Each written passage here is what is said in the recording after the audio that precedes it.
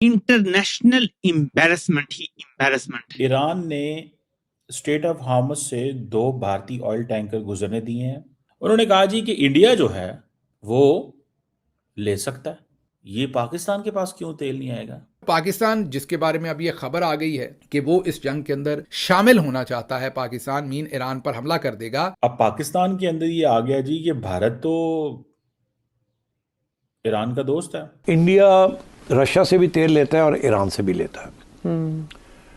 ठीक, ईरान के ऊपर अमेरिका ने एम्बार्गो लगाया हुआ है, मगर उसके बावजूद इंडिया ईरान से तेल लेता है। दो तरफ 2 मुल्कों से हमारी जंग भी है, एक हिंदुस्तान की तरफ से मशरकी सरहद पे और एक अफगानिस्तान की मगरबी सरहद पे।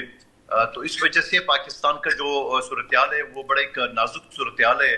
जयशंकर साहब जो हैं उन्होंने शुरू से एक ईरान के साथ राब्ता रखा है और उनको इस चीज का पता था। और हम वैसे 2 मुल्कों से 2 पड़ोसियों से हालाती जंग में, अल्लाह न करे कि ईरान वाली या अमेरिका वाली जंग में हम भी मलूस हो।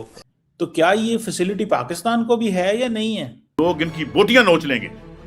अवाम जो है, अब मुझे बताओ ना, मुझे रोटी नहीं मिल रही, मेरे बच्चे को रोटी नहीं है, मेरा पेट्रोल नहीं है, मेरी बिजली नहीं है, तो क्या होगा?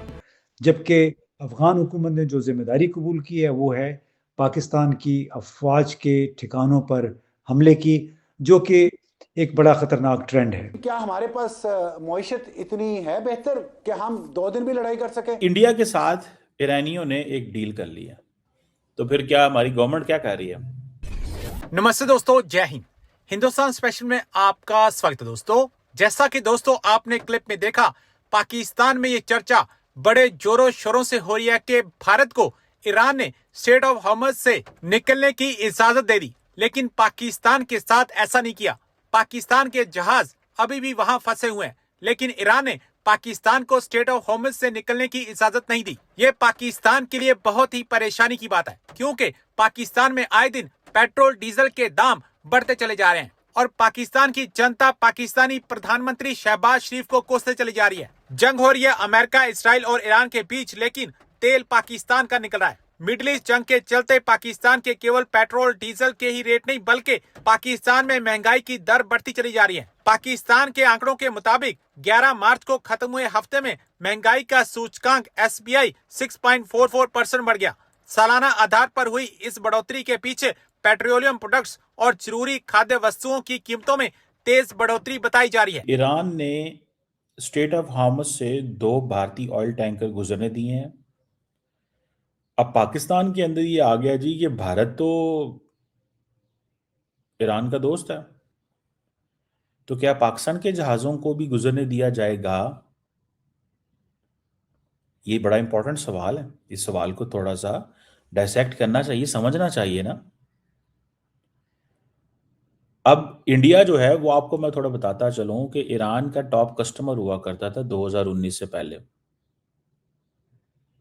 ये 2019 में जब अमेरिका ने सैंक्शंस वगैरह स्ट्रिक्ट सैंक्शंस की, ये जो joint comprehensive plan of action को विड्रॉ किया, दिस दैट किया, तो ये मतलब ये वो चीज थी। ठीक है जनाब, इंडिया ने क्या किया कि इंडिया बहुत सारा कुछ, ये जब joint comprehensive plan of action को ट्रंप एडमिनिस्ट्रेशन ने विड्रॉ कर लिया, ईरान न्यूक्लियर डील जो थी, तो जो टेम्परी वेवर्स शेवर्स है वो सब पॉज हो गए, सेकेंडरी सैंक्शंस आ गई। अब क्या है, अब 2025-26 में ऑयल इंपोर्ट जो है ईरान से वो कंप्लीट खत्म हो गई। अब वो तकरीबन प्री 2019 लेवल पे चली गई, बायलैटरल ट्रेड भी इनकी खत्म हो गई। अभी ये जो मार्च की सिचुएशन बनी है स्ट्रेट ऑफ हार्मस से, ईरान एंड ओमान जो है, जहां पे उन्होंने डिस्टर्ब किया सारी की सारी सप्लाई चेन को, इंश्योरेंस के हाई रिस्क हो गए, अटैक्स हो रहे थे, थ्रेट्स थे ईरान की तरफ से। अब ये जो कहा जा रहा है, जो चोक पॉइंट है, दैट हैंडल्स बेसिकली 50% इंडिया का crude oil import, Iraq, Saudi Arabia, UAE, Kuwait etcetera, मतलब ये सारे जितने मुल्क हैं वहां से। अब सिचुएशन क्या डेवलप हुई है, बड़ी इंटरेस्टिंग सिचुएशन है बाय द वे। उन्होंने कहा जी कि इंडिया जो है वो ले सकता है, इंडिया जो है वो ले सकता है तेल, वहां उसको तेल चला जाएगा। समझ रहे हैं बात को? तेल किसके पास नहीं जाएगा? ये सवाल तो वो एक बनता है ना कि हाँ जी, ये तेल जो है ये किसके पास नहीं जाएगा? ये पाकिस्तान के पास क्यों तेल नहीं आएगा? जयशंकर साहब जो हैं उन्होंने शुरू से एक ईरान के साथ राब्ता रखा है और उनको इस चीज का पता था कि ये अच्छा, पहले इन्होंने जयशंकर साहब ने ईरान के साथ राब्ता रखा फॉर वन थिंग, और वो क्या थी कि ये जो नॉन स्टेट एक्टर्स हैं गल्फ ऑफ ईडन में, ये खास तौर पे उनको ये था कि जो हूथीज हैं, ठीक है जनाब, ये जो हूथीज वगैरह हैं ये ना कुछ इंडिया की ऑयल डिस्ट्रप्शन कर दे, तो इंडिया हमेशा उनके पास जाता रहा है, ईरानियंस के पास।